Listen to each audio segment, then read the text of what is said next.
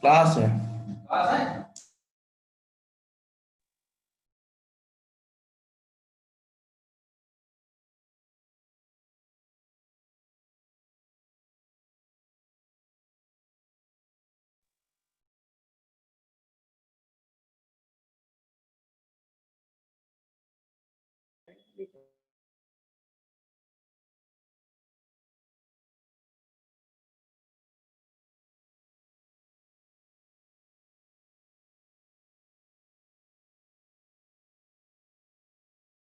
Good morning sir.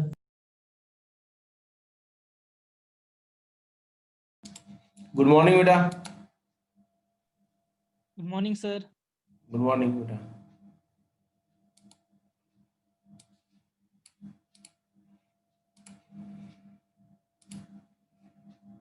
तो कल हम लोगों ने यहां तक के पढ़ा था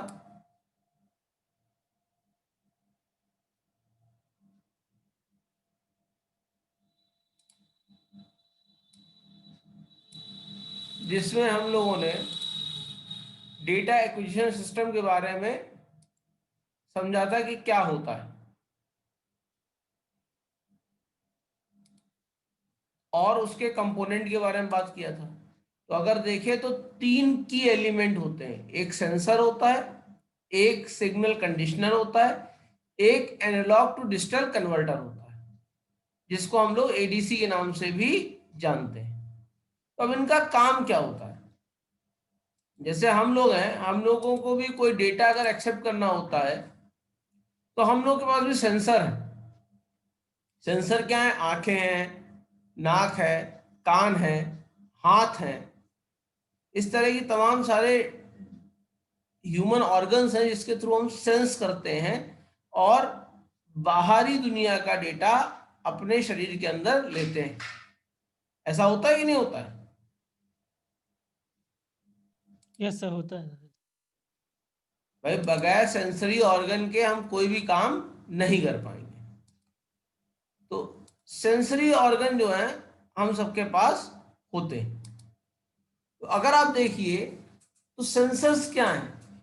इनको ट्रांसड्यूसर्स भी कहते हैं। ये केपेबल होते हैं ट्रांसफॉर्म करने में, जैसे जो रियल वर्ल्ड एनवायरनमेंट है into digital world environment, into electrical signals that can be measured and analyse with a computer. अब फिजिकल वर्ल्ड को कंप्यूटर एनालाइज नहीं कर सकता, टेम्परेचर को कंप्यूटर एनालाइज नहीं कर सकता जब तक उसको डिजिटल फॉर्म में या नंबर के फॉर्म में उसको कन्वर्ट ना किया जाए, या किसी इलेक्ट्रॉनिक सिग्नल्स के फॉर्म में कन्वर्ट ना किया जाए। तो सेंसर एक डिवाइस होते हैं जो रियल वर्ल्ड एंटिटी को एक्सेप्ट करते हैं और उसको कन्वर्ट करते हैं आपके कंप्यूटर अंडरस्टैंडेबल एंटिटी में। इतना क्लियर है बेटा? Yes sir. इसमें कोई प्रॉब्लम?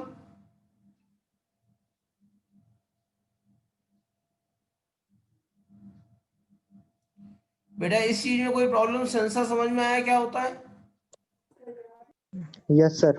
सेंसर होते कई तरीके के हैं। अब हीट सेंसर होते हैं जो हीट को सेंस करते हैं, ठीक है। और भी तमाम तरह के सेंसर्स होते हैं, मैकेनिकल सेंसर्स होते हैं, मूवमेंट सेंसर होते हैं, इंफ्रारेड सेंसर्स होते हैं। आप लोगों ने उसमें देखा होगा क्या कहते हैं, रिमोट कंट्रोल में।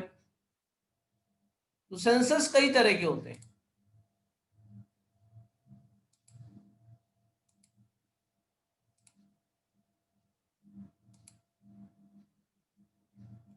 सिग्नल कंडीशनर क्या होते हैं?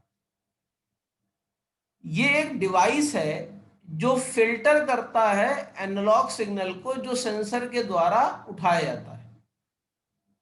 फिल्टर का मतलब क्या? अगर मान लो सिग्नल आपका वीक है तो उसको एम्पलीफाई करेगा, ठीक है। अगर उसमें कोई, आप कह सकते हो किसी तरह की इम्प्योरिटी है, नॉइज है, उसे हटाएगा। आप, नॉइज का मतलब क्या होता है? कोई भी अनवांटेड साउंड या अनवांटेड डेटा जो आपको करंट डेटा के साथ नहीं चाहिए। कभी आपने शादियों में देखा होगा, शादियों में लोग वीडियोग्राफी करते हैं। आप वो रॉ सीडी जो रिकॉर्ड करते हैं, क्या उसी को आप वही आपको दे दिया जाता है? नो सर, वो क्या करते हैं? एडिटिंग करते हैं उसको। भाई जो बैकग्राउंड साउंड आ रही होती है उनको रिड्यूस करते हैं। तो ये जो बैकग्राउंड साउंड है, जो अनवांटेड साउंड्स हैं, इनको रिड्यूस करने का जो प्रोसेस होता है, इसको कहा जाता है सिग्नल कंडीशनिंग। क्लियर है?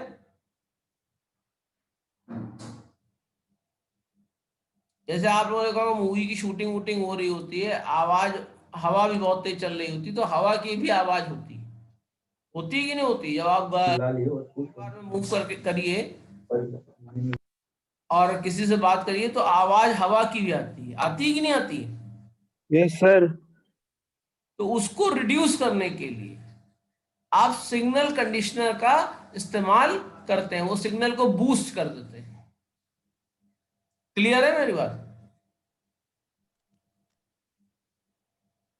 Yes sir. आप लोगों ने देखा होगा कि जब कोई मूवी हुई होती है उसमें कई लोग डांस कर रहे होते हैं, लेकिन आप हीरो और हीरोइन को ही ज्यादातर दिखाई, आपका ध्यान उन्हीं पर रहता है। ऐसा कैसे? यहां पे भी फिल्टर का यूज किया जाता है। तो सिग्नल कंडीशनिंग का कई जगह ज्यादा यूज है। तो अगर आपको रियल इंफॉर्मेशन चाहिए, रियल डेटा चाहिए, तो सबसे जरूरी चीज ये है कि रियल डेटा को आप अनरिक्वायर्ड डेटा से फिल्टर कर लीजिए। क्लियर है बेटा? Yes sir. इनका फिल्टरिंग का काम करने के लिए सिग्नल कंडीशनर होते हैं। अब एडीसी क्या करता है? Analogue to digital converter. जैसे कि नाम बता रहा है, जो हमारा डेटा है वो हमेशा एनालॉग फॉर्म में होता है अगर हम रियल वर्ल्ड से कैप्चर कर रहे हैं। और सबसे इंपॉर्टेंट चीज ये होती है डेटा एक्विजिशन प्रोसेस में, ये क्या करता है, जो आपने डेटा कैप्चर किया गया है उसको, उस इंफॉर्मेशन को कन्वर्ट करता है, इंटरप्रेट करता है इस तरीके से, इससे कि कंप्यूटर उसको रिकॉग्नाइज कर सके। और इसको करने के लिए उसको प्रोसेसिंग पावर की जरूरत होती है, जो प्रोसेसर से उसको मिल जाता है। क्लियर है?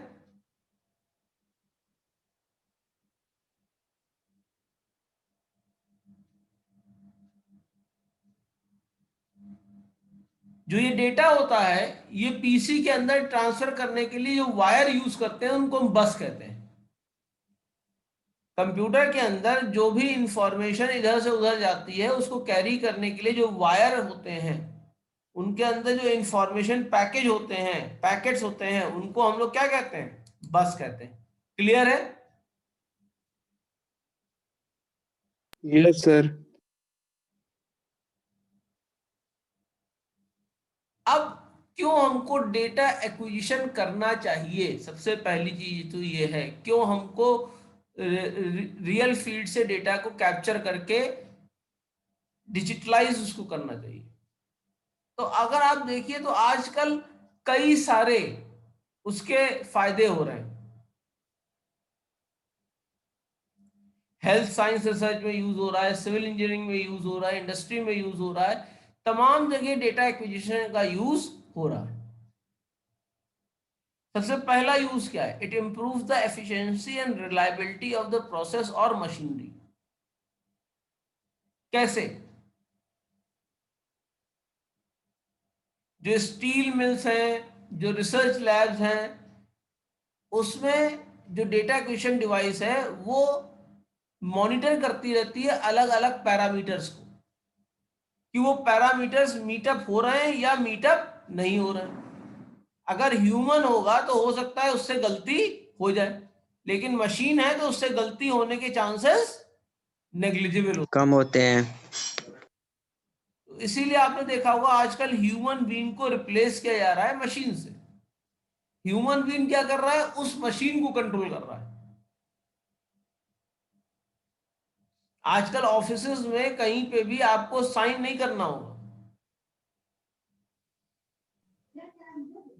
अंगूठा लगाना रहता है, बायोमेट्रिक। हाँ, यानी देखो हम लोग पढ़े लिखे से अंगूठे छाप होते चले आ रहे हैं। लोग पहले कहते थे साइन करना कर लो, करना सीख लो, कहीं साइन करना पड़ सकता है, अब सब अंगूठा लग रहा है। अब समय ऐसा आ रहा है कि आपको एटीएम कार्ड की जरूरत भी नहीं पड़ेगी, आप अंगूठा लगा के पैसा निकाल लेंगे। हो रहा है सर। हाँ, एटीएम्स में भी ऐसा फीचर्स होने शुरू हो गए हैं। आपने मशीन्स को देखी होंगी जिसमें फिंगरप्रिंट के लिए, बायोमेट्रिक के लिए वहां पे थंब इम्प्रेशन के लिए जगह होती है। तो ये इसीलिए है कि हो सकता है भाई कार्ड को रीड ना कर पाए, हो सकता है, लेकिन बायोमेट्रिक हो तो कोई डिनाई नहीं कर सकता कि हमने इस ट्रांजेक्शन्स को परफॉर्म नहीं किया है। भाई कार्ड तो खो जाता है, कोई दूसरा अगर पिन मालूम हो उस पैसे निकाल लेगा, लेकिन हाथ में क्या करेगा भाई, हाथ क्या ले जाके वहां लगाएगा, वहां लगाएगा तो कैमरे लगे हैं। आजकल ऑटोमेटिक क्राइम डिटेक्शन का भी काम चल रहा है कैमरों से ही।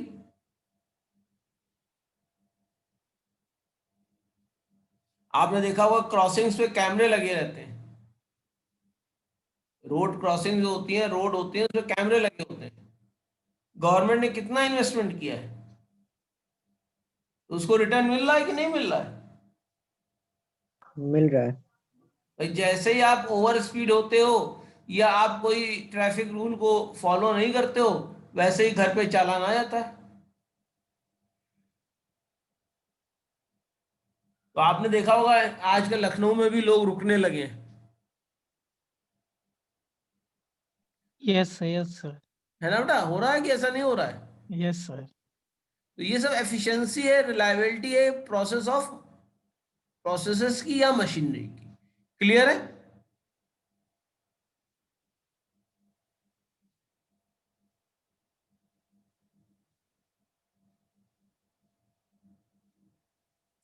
अब problem analyse and solve faster, क्योंकि हम अगर किसी भी प्रॉब्लम को एनालाइज करेंगे तो हमको पुराना डेटा गैदर करने में समय लगेगा। लगेगा कि नहीं लगेगा भाई? We are human beings, we have some limitations. हमको पुराना डेटा रिकॉल करने में टाइम लगेगा कि नहीं लगेगा? लगेगा। तो उस टाइम को रिड्यूस करने के लिए हम लोग सिस्टम का यूज कर लेते हैं। तो सिस्टम बगैर डिले किए हमें इंफॉर्मेशन को शो कर देता है।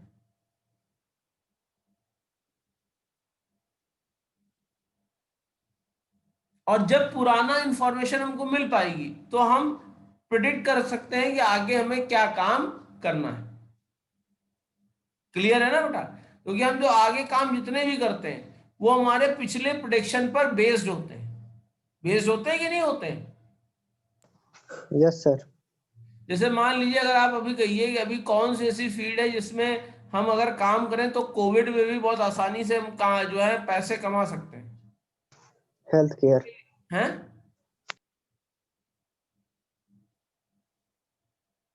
आपने ऐसा क्या काम था जो कोविड के दौरान भी किया था, बताइए? पढ़ाई। अच्छा, और ऑनलाइन वर्क। ऑनलाइन वर्क क्या? यूट्यूब वगैरह। अच्छा अगर उससे अगर पैसे कमा रहे हो तब। अच्छा, आप हेल्थ केयर सर। लोगों ने ऐसा काम किया था कि खाना खाना छोड़ दिया था, नो सर, वो नहीं छोड़ सकते ना। यानी चाहे कंडीशन कुछ भी हो, अगर आप एग्री प्रोडक्ट्स में या बेसिक फूड प्रोसेसिंग में हैं, जो बेसिक फूड होते हैं, मैं चिप्स बिस्किट की बात नहीं कर रहा हूं, मैं बेसिक फूड्स की बात कर रहा हूं। समझ में आ रही है मेरी बात? Yes sir.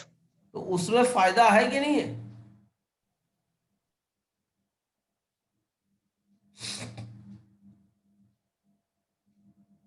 है सर। मेहनत है लेकिन फायदा भी है। अब आप गए तो गाना नहीं गा सकते हो कि भैया कोविड चल रहा था इसलिए हमको नुकसान हो गया, क्योंकि कोविड में हर चीज बंद हो गई थी। अगर आप देखिए तो नए एंटरटेनमेंट सीरियल्स आने बंद हो गए थे कि नहीं हो गए थे? यूट्यूब पे भी आप सब चीजें देखेंगे, कितनी देख लेंगे, और पढ़ाई भी कितनी कर लेंगे। क्योंकि अगर इफेक्टिवनेस देखें तो इस तरीके से हम और आप बैठे हुए हैं, तो हो सकता है मेरी कुछ बातें आपको समझ में ना आ रही हो, तो क्या आप फ्रैंकली मुझसे पूछ पा रहे हैं जैसे कि क्लास में होता? No sir. जबकि मैंने आपसे कई बार, अगर आप देखिए तो क्लास में या जब हम पढ़ाते हैं तो कई बार पूछते हैं बेटा समझ में आ रहा है कि नहीं समझ में आ रहा है, तो हमसे सब लोग इंटरेक्ट करते हैं। अगर देखो आप लोग,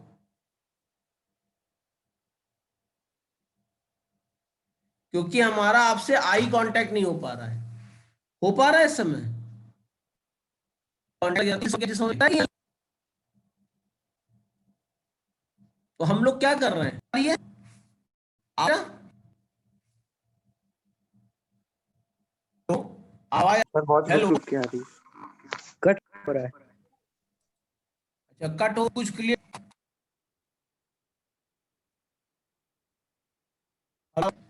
तो ये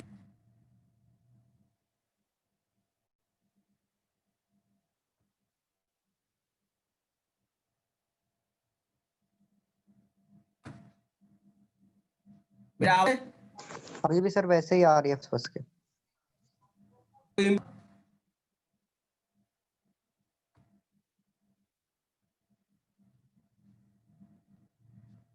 आवाज बेटर? नो सर नहीं आ आपकी आवाज कट जा रही है।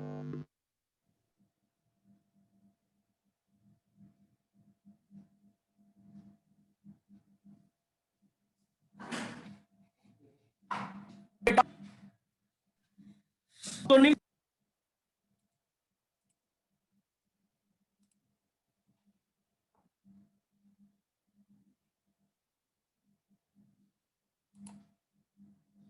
अब आवाज आ रही है बेटा? ये हाँ सर अब सर। आ रही।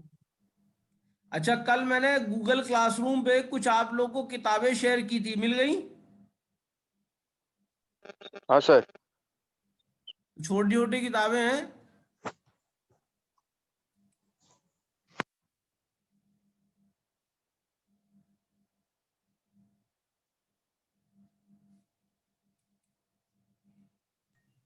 सर आपकी नोट से ही पढ़ लें वो भी तो सफिशियंट ही होगा ना।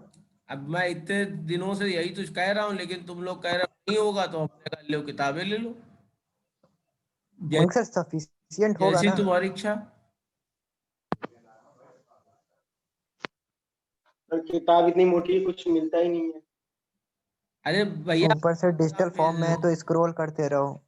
और भेज दे रहा हूँ, और भेज दे रहा हूँ, 2-3 किताबें और हैं। नहीं सर काफी। नहीं सर रहने 70-72 MB की है, छोटी छोटी किताबें। चलो आवाज आ रही है ना? अब तो क्लियर है बेटा? Yes sir. Yes sir.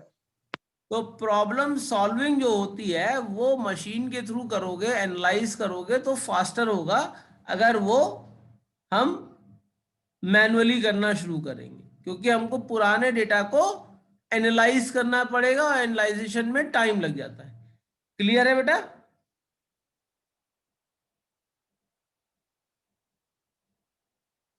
इतना तो क्लियर है ना? Yes sir. अब data redundancy is reduce. Redundancy का मतलब क्या होता है? डुप्लीकेसी। मतलब एक ही तरह का डेटा बार बार अगर हम स्टोर करते रहें, तो इसका मतलब क्या होगा कि हम डुप्लीकेट डेटा स्टोर करते चले आ रहे हैं। जैसे मान लीजिए आपकी इस समय 53 पार्टिसिपेंट हैं और 46 लोगों ने अटेंडेंस डाली है, तो इसमें कुछ महान आत्माएं ऐसी होंगी जिन्होंने अटेंडेंस नहीं लगाई होगी, और कुछ महान आत्माएं ऐसी होंगी जिन्होंने 2-2 बार अटेंडेंस लगाई होगी। समझ में आ रही है मेरी बात? तो जिन्होंने 2-2 बार अटेंडेंस लगाई वो क्या है? महान आत्मा।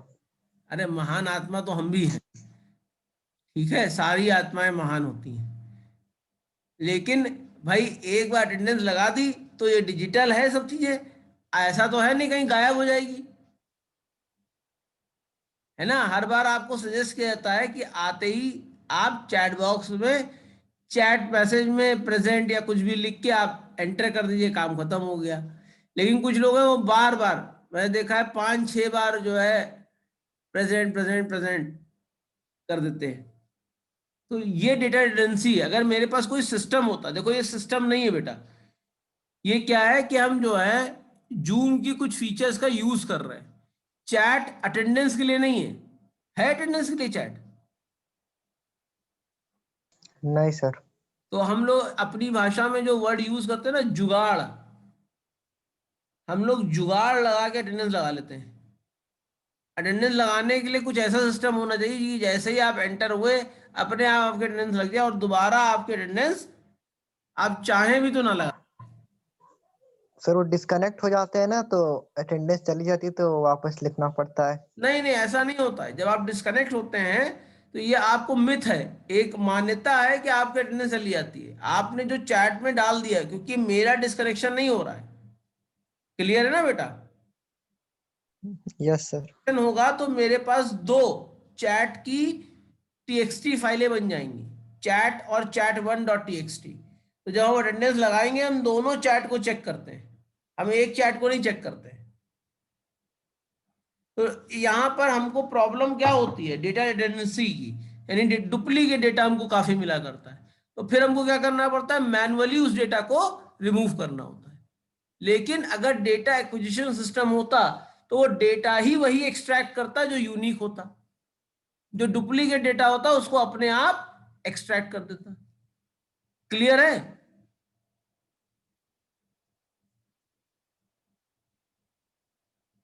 और रिडंडेंसी होने की वजह से नुकसान क्या होता है, कोई बता सकता है?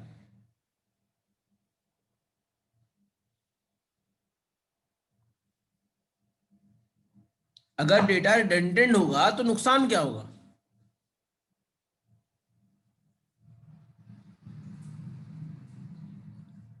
बताओ बेटा।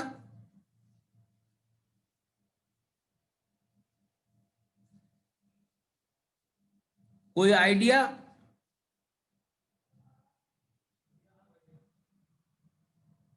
सुब्रत?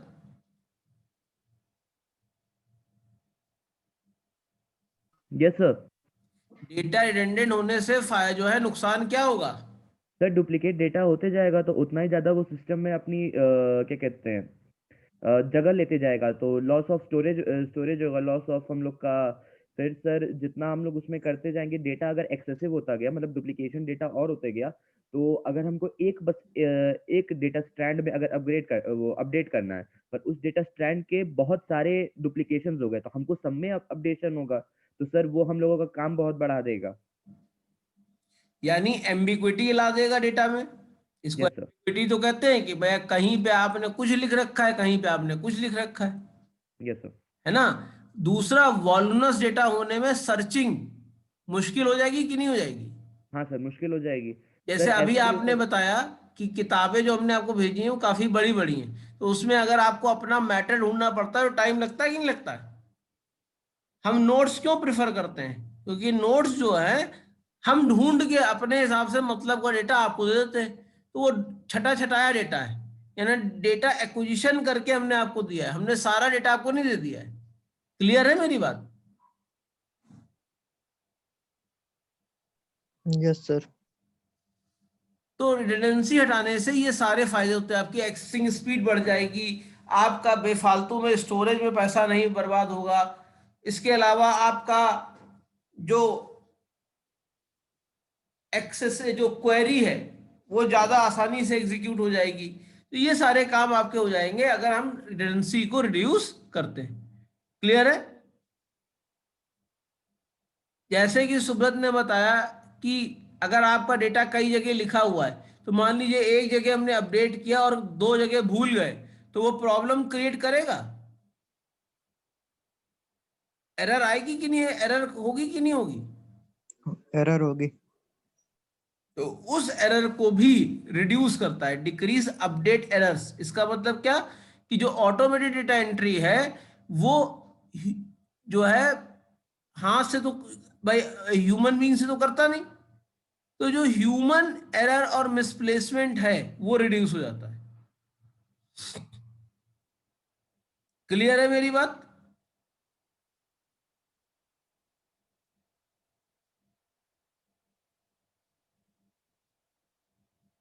क्लियर है बेटा? Yes sir. Yes sir. Yes sir. अब जैसे आपके क्लासरूम में अगर कोई रजिस्टर्ड नहीं है और उसको आईडी मालूम है, तो वो मेरे को क्या रिक्वेस्ट भेजेगा एक्सेप्शन की, और मैं एक्सेप्ट कर लूंगा। मैं कर लूंगा कि नहीं कर लूंगा? तो हो सकता है वो उस सब्जेक्ट के लिए एनरोल ही ना हो। लेकिन अगर मैं इसमें एक टेक्निक लगा दूं, इसमें एक ऑप्शन होता है कि जो एनरोल लोग हैं केवल उन्हीं को अलाउ करने के लिए, तो जो लोग एनरोल नहीं है उनको अगर मैं चाहूंगा भी अलाउ करना तो अलाउ नहीं कर पाऊंगा। तो मेरी ह्यूमन एरर्स को रिड्यूस हो जाएंगी कि नहीं हो जाएंगी? यस हो जाएगा।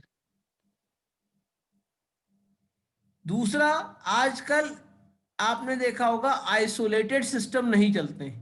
अगर आपके घर में सिस्टम है तो आपने उसमें नेट कनेक्टिविटी जरूर लगा रखी होगी, क्योंकि आजकल आपके पास इंफॉर्मेशन तभी पावरफुल है अगर आप उसको शेयर कर रहे हो।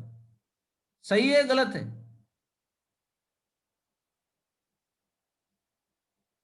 भाई पुराने जमाने में इंटरनेट एक क्या था, एक लेविश चीज थी, और आजकल के जमाने में एक जो है नेसेसिटी बन गई है। बन गई है कि नहीं बन गई है?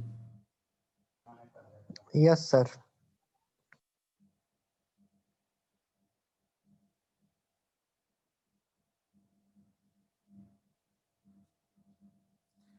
अब नॉर्मल सी बात है, कुछ प्रोग्राम होते हैं जो बाहरी इंटरफेस से इंटीग्रेट करके बनाए जाते हैं। जैसे मान लीजिए मुझे अटेंडेंस मॉनिटरिंग सिस्टम बनाना है, तो बायोमेट्रिक मशीन क्या है, एक अलग डिवाइस है कि नहीं डिवाइस है?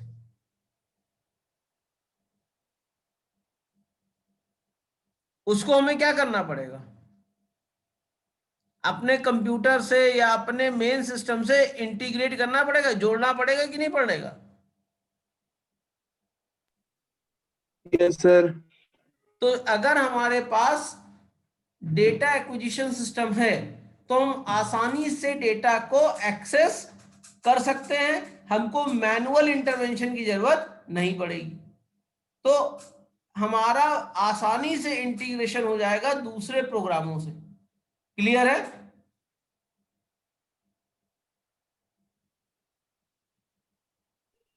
Yes sir.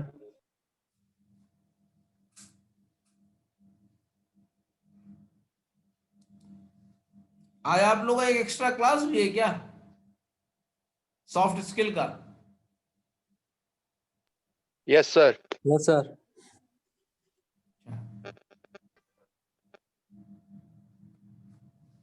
दूसरा,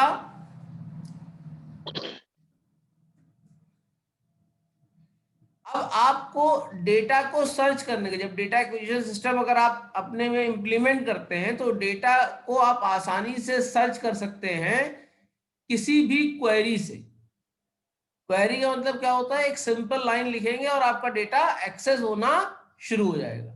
आपको छांटना वाले प्रोसेस नहीं शुरू करना है। तो ये डेटा एक्विजिशन का फायदा है भाई। अगर आप डेटा डिजिटलाइज ही नहीं हुआ तो आप डेटा एक्विजिशन कैसे करोगे, तो आप डेटा को कैसे रिट्राइव करोगे? क्लियर है मेरी बात?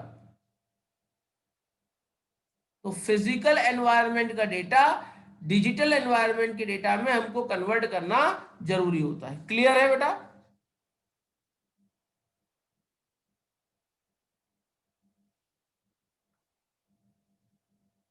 ये चीज क्लियर है बेटा आपको? Yes sir. इसके अलावा डेटा की सिक्योरिटी इंप्रूव हो गई है। देखो, सबसे इनसिक्योर फैक्टर क्या है? ह्यूमन। जितना ह्यूमन लेस वर्क होता जाएगा उतना आपका चीजें सिक्योर होती जाएंगी। भाई हम ही तो डेटा इधर से उधर लीक करते रहते हैं, या डेटा को यस सर। करने की कोशिश करते हैं। अगर सारी चीजें ऑटोमेट हो जाए तो ह्यूमन इंटरवेंशन की जरूरत ही नहीं पड़ेगी।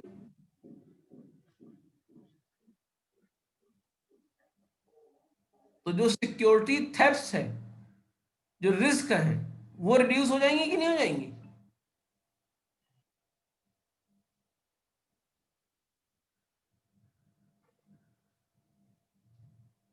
yes sir, इसके अलावा अभी आपने देखा होगा, फिजिकल वर्ल्ड के डेटा को अगर एंट्री करना होता है, मान लीजिए कागज पे कोई चीज लिखी है, उसको कंप्यूटराइज करना होता है, तो हम लोग टाइप करते हैं। ये सब करते हैं कि नहीं करते? या किसी तरीके से डेटा एंट्री करवाएंगे लोगों से, तो उसकी कॉस्ट लगती है। अगर हम डेटा एक्विजिशन सिस्टम को इंप्लीमेंट कर देते हैं तो ऑटोमेटिकली आपका फिजिकल वर्ल्ड का डेटा आपके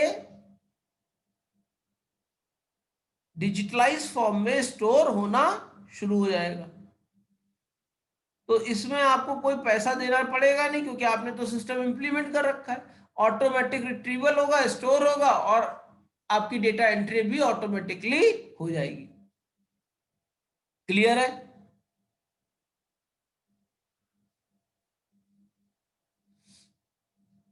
भाई जैसे आपने देखा है आजकल से ट्रैफिक सिस्टम लगे हुए हैं, तो वहां कैमरा ही डिटेक्ट कर लेता है किसने हेलमेट पहना है, किसने हेलमेट नहीं पहना है। कोई आदमी तो होता नहीं वहां पे, होता है?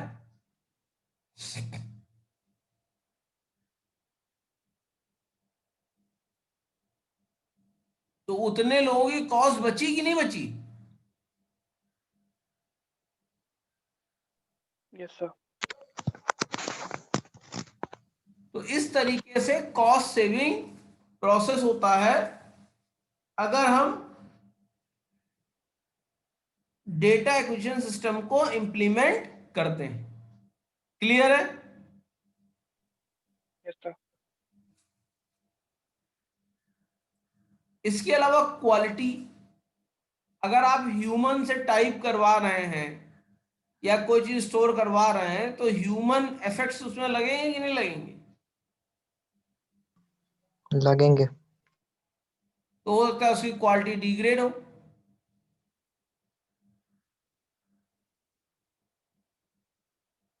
और अगर आपने क्वालिटी कंट्रोल करना है तो आपको डेटा एक्विजिशन सिस्टम लगाना पड़ेगा, जिससे ऑटोमेटिकली टेस्ट हो जाएगा कि जो इंफॉर्मेशन कैप्चर की जा रही है वो किसी स्टैंडर्ड या डिजाइन स्पेसिफिकेशन को मीट कर रही है या नहीं कर रही है। क्लियर है?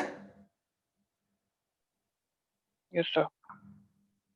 इसके अलावा जो सुपरविजन का प्रोसेस है वो भी बगैर ह्यूमन के वर्कआउट कर जाएगा।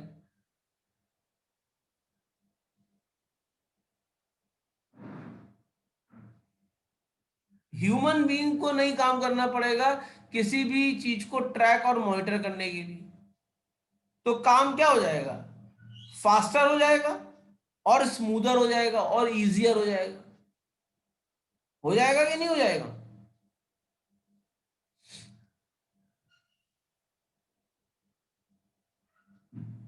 क्लियर है बेटा बात? Yes sir. तो ये कुछ रीजन थे कि डेटा एक्विजिशन हमको क्यों करना चाहिए। अब जो आगे की बात है वो है जिसको कहते हैं हम डेटा माइनिंग। डेटा माइनिंग का मतलब क्या होता है कि अपने मतलब का डेटा डेटा स्टोर से निकालना। माइनिंग का प्रोसेस होता है, आप खुदाई जब करते हो और अपने मतलब की चीजें जो है सॉइल से निकालते हो, यही तो होता है माइनिंग। उसी तरह समझिए कि आपके चारों तरफ डेटा फैला हुआ है, हर डेटा आपके मतलब का नहीं। तो जो मतलब का डेटा है उसको फाइंड आउट करने के लिए आपको जो प्रोसेस यूज करना पड़ेगा वो क्या होगा, आपका माइनिंग प्रोसेस होगा। और माइनिंग प्रोसेस को हम लोग नॉलेज डिस्कवरी फ्रॉम डेटा भी यानी KDD के नाम से भी जानते हैं। क्लियर है?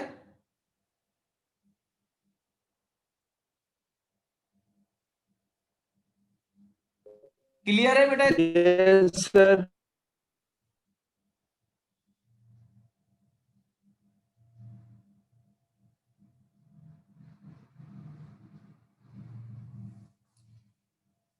तो अगर हम देखें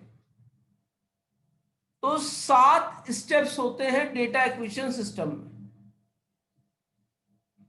जैसे आप पहला देख रहे हो डेटा क्लीनिंग का, फिर डेटा इंटीग्रेशन का, फिर डेटा सिलेक्शन का, फिर डेटा को अपने मतलब में ट्रांसफॉर्म करने का, फिर एसेंशियल डेटा को निकालने का, फिर जो डेटा आपने निकाला है उसको अपने डेटा से मैच कराने का, और फिर उसको किसी मीनिंगफुल इंफॉर्मेशन में रिप्रेजेंट करने का।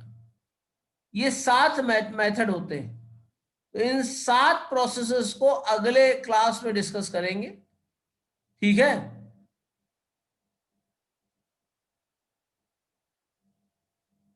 इससे पहले तक के ये आपको क्लियर हो गया कि हमको डेटा एक्विजिशन सिस्टम की जरूरत क्यों है? क्लियर है? Yes, sir. कोई प्रॉब्लम? सर तो फिर अगले क्लास में मुलाकात की जाती है। धन्यवाद। धन्यवाद सर। धन्यवाद सर।